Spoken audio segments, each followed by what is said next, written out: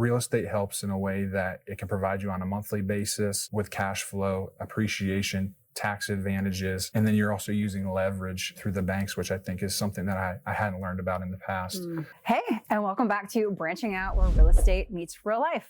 So before we get into it, whatever you're listening to us on, Apple, Spotify, YouTube, whatever, go ahead and like, subscribe, comment, ask us a question. We are here for you, and we want to make this a good experience for you.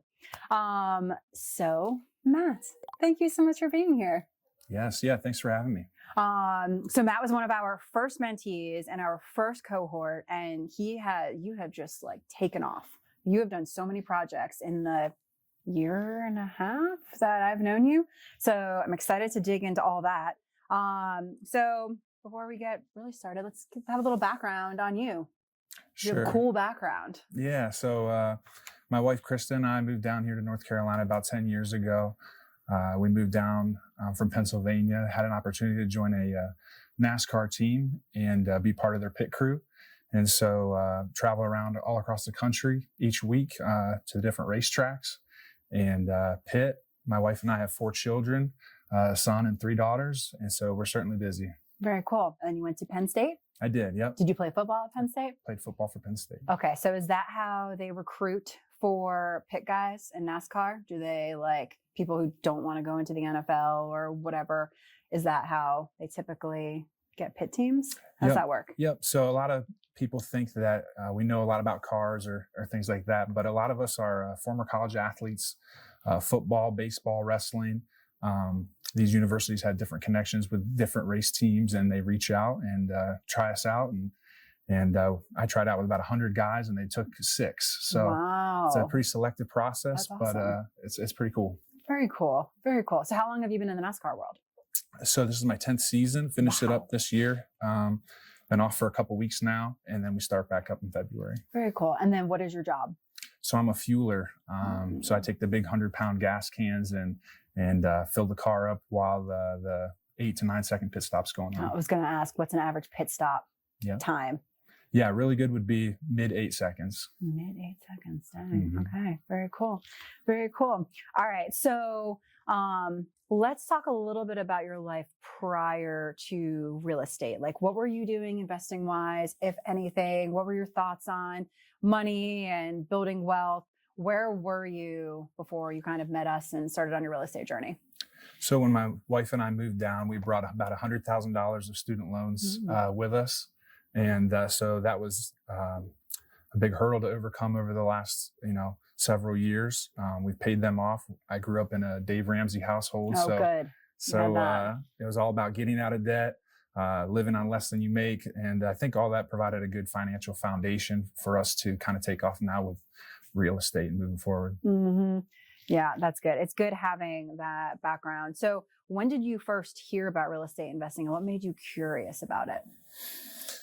I'd heard some things online, but really what kind of got me into real estate investing was in 2019, after my wife and I have had I think we had 2 kids at the time, 2 of our 4, we wanted to move my mother-in-law down, and she's a single lady and didn't really have the means or a job down here. So we just looked for a little house for her to move into. And that was kind of our first rental, was that about 30 to 40 minutes away from where we live here. And so that kind of got me started.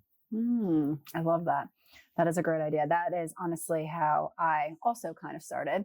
I was living in the house that my husband was living in when I met him. And then we saved, we bought another house, kept that one, which is different than what you did. But my second house I bought for my mother-in-law, and she lives there. My mother-in-law is only 15, 20 minutes away from me. Yours is 30 or 40. So I don't know who made the better decision there. Just joking. All right, cool. So when you first started, what kind of like misconceptions did you have about real estate investing that you were like, I don't know if this is the right thing for me? Because you are a Dave Ramsey guy, and Dave Ramsey does say you need to buy houses in cash. So, what was going on in your head? What didn't you fully understand about real estate investing then that you do now? I think that you had to have a ton of money to be able to flip houses or buy houses. And what I've come to find out is that if you find a good deal, there's a way to get the funding to do the project, to purchase the home. So that was one thing that I learned quickly. And yeah, other than that, I mean, just being a part of this program has just kind of filled a lot of the gaps that I've had as far as my knowledge surrounding real estate investing, and kind of given me the confidence to move forward with some of these decisions. Yeah, for sure. So, all right. So let's walk back to, I forget exactly how we met. I know that me and Greg came to Hendrick, and there was a gentleman there that Greg is friends with, and he hosted a like financial group. And there was a bunch of your teammates there. I don't remember if you were there that day, but a couple of the other mentees were. And they all were like all in for the class. And then how did you like hear about it? Did one of those teammates be like, hey, you need to come to this thing? Or what was the selling point for you where you were like, you know what, I'm going to go to this class and see what happens? Yeah, so I was just in the weight room the one day, and a bunch of us guys talk, and they said that they had met with Greg, and that they were going to be investing with him, and that he was starting up a class here. And I had been, listening to the podcast and watching the YouTube videos, and wanted to learn more. And so I said, well, I want to join. And so I think it was starting the next week. And so I think I might have reached out to you or had them put me on the list, and that's kind of what brought me to you guys. Okay. So then was there like a specific like aha moment that you were like, all right, I'm going all in on real estate. This is what I'm doing? Yeah, I think one of the things that kind of piqued my interest prior to the class was during COVID, and just kind of with the property values of the ones that I did have, how they were appreciating. And I was like, these things are appreciating in value way faster than I can earn an income to be able to grow wealth. And so that piqued my interest. And then as far as moving forward in real estate, coming to this class really kind of, like I said, provided a way to fill the gaps in my knowledge and give me the confidence in the team surrounding me to move forward, to make decisions faster, to grow. And so I'm thankful for that. Yeah, for sure. And then as far as the income, so real estate income is awesome. And like you're a professional athlete. So like you kind of have a time limit for your job. So I'm sure that played a major role into you thinking about your future. You probably needed to think about your future sooner than like an average person who's just working a 9-to-5 corporate job. So like how did that play in your financial decisions? Like your timeline's different than other people. Yeah, well, thankfully I'm in a sport that you can have a little bit longer career than the other professional sports, but we're certainly not making the money they're making. But a good pit crew guy can last anywhere from 10, 15, and maybe, especially at my position, the fueler, maybe even 20 years on the long end. So I'm about halfway through that. Hopefully, so I have 45 is kind of 40 for the other positions, late 30s, but fuelers last a little bit longer. But so I'm about halfway through, and I'm starting to realize that I'm not going to have many skills when I'm 40 or 45, and somebody asked me, what have you been doing in your career? And I've been filling up race cars with gas. So it's not too many applicable skills in the real world. So I'm certainly trying to learn. You can move to New Jersey and pump gas there. Back up north. But yeah, so not too many skills. And so I certainly want to, learn some of these skills that I need to be able to continue to provide for my family in a meaningful way. And I think real estate's a great avenue to do that. Yeah. So it's interesting because NASCAR is such like a fast-paced go, go, go world. And real estate investing is like that slow and steady kind of generational wealth producing thing. So how do you kind of like marry the two? Like what has been helpful in your NASCAR world, and what has kind of helped you in the real estate world, and what are some challenges? It's kind of a two-part question, but how's it helped and how's it hurt? Well, I think a lot of athletes are used to the daily disciplines that they take, working out each day to prepare for your event. and putting in the discipline and the time to sow the seeds each day and then later reap the rewards. And so I think that crosses over to real estate, in that are we making decisions and planting seeds and doing things that are going to lead to a future harvest. And so I think that there's some similarities there. Yeah, for sure. Okay. All right. So you joined our class, and you said during COVID you had a few properties. So how many properties did you have prior to coming to class? Where were you starting at that point? Mm-hmm. I think we had our primary residence, and then we had just that little rental. And your mom's. Since then, we have I think three more. And so what I was doing during that time here, kind of coming into the class, we had purchased a piece of property, and it had a dilapidated house on it, and then a double wide on it. There's two separate parcels on a large piece of acreage. And so the house next to my mother-in-law's home had been sitting vacant for many years. I finally got the confidence to reach out to them. And so I reached out to her, and she was an elderly woman who had received the property as an inheritance and didn't really know what to do with it, but she was coming around to the idea of selling. And so she asked if I'd be interested in a cash offer, and I was able to put an offer in on that place and come to get a deal. And so we closed on that and have been working on that for the last few weeks. Yeah, that's awesome. So when you say a cash deal, was it actual cash, or is it private money or hard money? Like when people say cash, sometimes our listeners, they think cash and they're like, oh my gosh, I have to have $150,000 cash to buy a house. Did you use actual cash in this instance? So I did use actual cash. Well, there you go. There you go. Yeah. So I've been saving up, but it was certainly at a discounted rate because the place was it really was almost at a tear down quality, right? So got a very significant discount on the purchase price. Got her to agree, and actually kind of worked through the process with the team that you guys helped me put into place. Had a lawyer, an inspector, all those types of things, all those types of people that you need for a situation like this. Kind of, you guys helped walk me through that process. Exactly. Was there any kind of crazy, scary things that happened during the inspection period or even after, or when you were doing your renovations? Did crazy things pop up? Yeah. So actually the scope of work has changed many times. as it does. So even with getting the inspection and doing what your best to do due diligence on the property, there's just things that inspectors aren't going to see. We found out that, because the crawl space was very narrow, so the inspector wasn't able to get into all those locations. Well, some of the electrical had been stolen out, so that was an expense we weren't expecting on. And then as we started to do work to the property, there was active termites in the home. And so those were things that, even though I had a termite guy come out, just wasn't seen. It's behind the walls, behind the drywall. So we've basically, I'd say that home's about 90% brand new. We had the whole front of the house ripped off, down to the studs, all that. So it's going to be a very nice home here when it's done, but certainly more than I had anticipated. That's awesome. And you're renting that, or are you flipping it? So we're going to pull our money back out, get a lot of the capital back out, and hold on to it as a long-term rental. Cool. And then you have another long-term rental on the same road, right? Don't you? Aren't you trying to buy the whole road or something? Isn't that your plan? That's your future plan? Oh, yeah. So I'm working down. So my mother-in-law's house that we now rent, she has since moved to another place that we have. So that's rented out. Then this property we were just talking about, and now the house next to that's vacant. So I've been trying to get a hold of that seller as well, and try to buy that one. So we'll see. That'd be awesome. And then you can just rename the road like Layman Way or something after that's all done. All right, cool. So your portfolio now, sounds like you maybe have 3 or 4 houses there. Awesome. Love that. So which one are you the most proud of?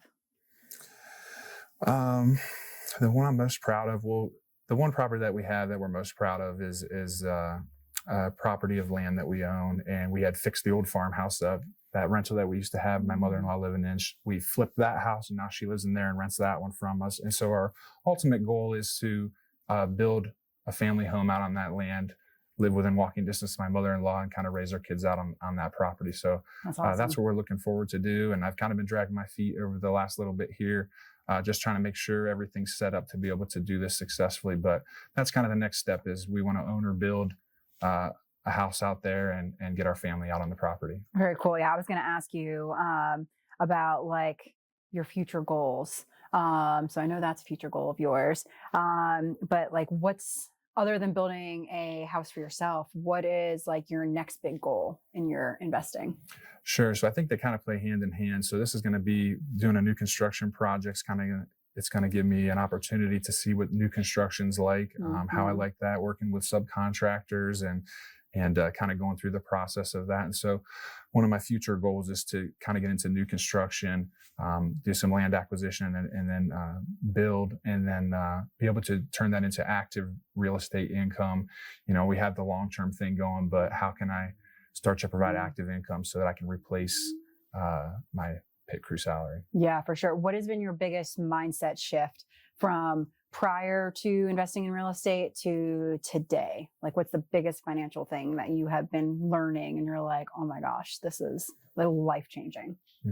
I think that just like with racing, you need a team of people around you. Everybody has different skills and brings different things to the table. And then when you have that, you can act a lot faster. I feel like I've lost more money by indecision and just not taking action than through mistakes and whatnot. So I think that that's a big thing. Greg says it all the time. Ready, fire, aim. Yeah. Just ready, fire, aim. Just do it. Because like you said, you get that analysis paralysis and then you end up losing money when you're like playing that game of weights. So I get that. Cool. So what kind of advice would you give to someone who is at the starting line? Like they think they want to get into real estate investing, but they're not really sure, but like they know they want to do something. What kind of advice would you give someone like that?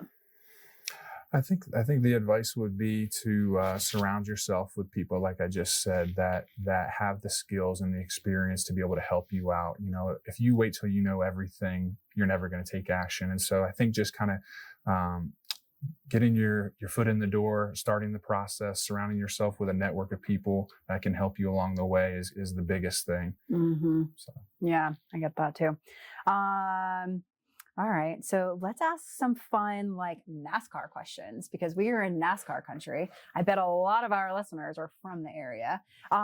So let's talk about like your funniest pit road story. What do you got? What's happened? What happens out on pit road? What actually does happen out there? It's like on a typical Sunday. Oh no. What's the day? What does the day look like? Well, it's actually recently, a couple weeks ago, it was the second to last race of this season. It was funny for everybody else, not so much for me. One of the big things as a fueler is you don't want to get drugged with the can down pit road. And so that happens through staying plugged into the car too long. And then when they take off at 50 miles an hour, if you don't get the can out of there, you're going for a ride. And so I've never seen that happen. Does that happen? Well, yeah, I'm sure you can look it up on YouTube. Yes, it happened to me. So like I said, it's funny for everybody else. And I've been getting a heck of a time at work with that. And I'm just thankful I didn't get injured. But yeah, I went for a ride in Martinsville. Wow. Wow, that is hilarious. What's harder, fueling a car in 8 seconds or finding a real estate deal?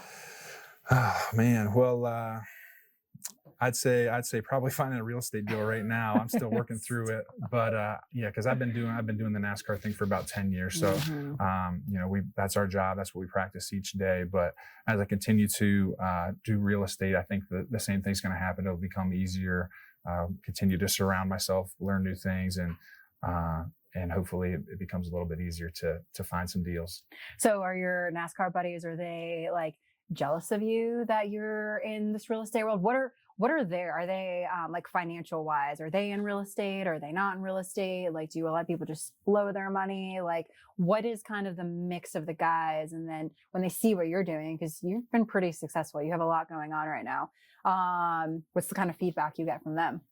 I think everybody's interested in real estate for the most part. The guys at work, we have a great job, we get a great income, and in a lot of ways, it's more than we need. And so finding a way to be able to place that income in a place that grows wealth long term is what a lot of those guys are interested in. And so I think that they certainly have interest. they see me doing this stuff, and I really get a lot of interest, guys that want to place money with me as I continue to learn. Yeah, which is crazy because I still feel new to it all, or go in on a deal together. And so it's been cool to just, with the little bit that I have done, to just see the interest from the other guys and wanting to get involved as well. Cool. And now you know where to send them. Yeah, right. So, all right. Are you reading a book right now? I am. So I'm finishing up. It's called X by John Bevere. It's about multiplying your God-given potential. Love it. And so my faith is really important to me, and just learning how to be a good steward of the resources and the talents and the time that I have. And so the whole book's kind of based around the parable of the talents, and just how can we steward what God has entrusted to us. Everybody's given a different amount, and just to not be a lazy steward, but be a good steward. That's awesome. Love that. All right, cool. So now it's time for our 5-minute fast fire segment. I always forget how to say that, but anyway, that's what it is. And I'm going to ask you 5 questions, and we're going to try to answer all 5 of those questions in less than a minute. So I'm going to grab my handy dandy timer, stick it here. Oh, and then our viewers, we have a new fireplace here. You may have noticed the new setup, but we're loving it. It's keeping us really warm, I think. All right. So start that at 5 minutes. Okay. First question. We'll go right into the NASCAR question. What's your favorite NASCAR track? So my favorite track is Martinsville, especially the second race of the year. Everything kind of comes down to that. I know the championship's the following week, but the 4 drivers that are actually there's 4 drivers that make it to the championship, right? Everyone races, right? But the 4 are really fighting for it. Yep. So that's a cutoff race. So the drivers that want to get to the championship have to get through Martinsville, and so it's a short track. Guys are bumping, and so tempers are flaring, all that stuff. So it's a really fun track, and it kind of puts it all on the line for those that want to get to the championship. Are there any fights that happen in Martinsville? Yeah, that's probably the place where the most fights happen. Really? And I think it's because of what's on the line. And that's where you got drugged, but yes. Thanks for bringing that back up. Yes, that's where I got drugged. Yep. All right. If you had $50,000 handed to you today, what kind of deal would you chase? So kind of going off of what I spoke about earlier, I'd like to try to find a piece of land a lot, and then kind of walk through that process. I know that you guys build new homes for people, and maybe that'd be something that we could work on together, but kind of find a lot, get a home built on it, and kind of go through that process of new construction. And then obviously that creates an opportunity to scale later down the line. Okay, cool. What do you think the most underrated real estate skill is? Real estate investing skill? So something that, it's something I struggle with, but just being able to make faster decisions, kind of touched on that earlier with, I think you can lose money by taking your time sometimes. And that's not to say you don't want to be wise and do the proper due diligence, but the more information you can learn, the more people you have surrounding you to be able to make a faster, more educated decision, I think is going to pay off in the long run. And I think that's definitely right. All right. Flip, long-term rental, or BRRRR? Which of the 3 would you want to do? I mean, like I said, I like the new construction avenue, but of those 3 specifically, I like the BRRRR. I think it's a way to be able to pull your capital back out and recycle the same money and go on and purchase another property. And so you can kind of use the same money multiple times to acquire multiple properties. And so when you can come in and add value to a distressed property, and then use that value as equity, as a down payment, and then kind of roll it over, I think that's a great investment strategy. It really is. I agree with you there. All right. Last question. 1 sentence. Why should someone start investing in real estate today? In 1 sentence? Well, all right. Multiple sentences. Okay. I think, we're taught about the 401ks and the financial, the other financial ways to gain wealth. But I think that real estate helps in a way that it can provide you on a monthly basis. It's with cash flow, appreciation, tax advantages. And then you're also using leverage through the banks, which I think is something that I hadn't learned about in the past. And so I'm seeing that with each of those different components, I think it's a really great strategy to build wealth, both on a monthly basis, but also long term for you and your family. For sure. Bonus question: NASCAR or real estate? Well, right now, it's both. Like I said, that it's kind of my goal to transition eventually into full time real estate. But thankfully, I have an opportunity to be able to do both right now, and so I'm just happy to do that. That's awesome. Oh, look at that. We still had a minute to spare, and you got a bonus question. Very good. All right. Any other piece of advice that you want to leave our listeners with? Like I said, I think the biggest thing, and that's what Branch Wealth does, is to provide you with a team of people around you, a network of people that care and that can help and that can use their skills to advance you in your goals and your direction. And I think ultimately that's what we need, is to be part of a team, just like in racing, and to instead of racing for championships, we're racing for long-term wealth and prosperity. But it's great. I'm happy to be a part of your guys' group here, to have met you guys and had the opportunity. And yeah, that's what I have. Awesome. Well, thanks, Matt. And you heard it.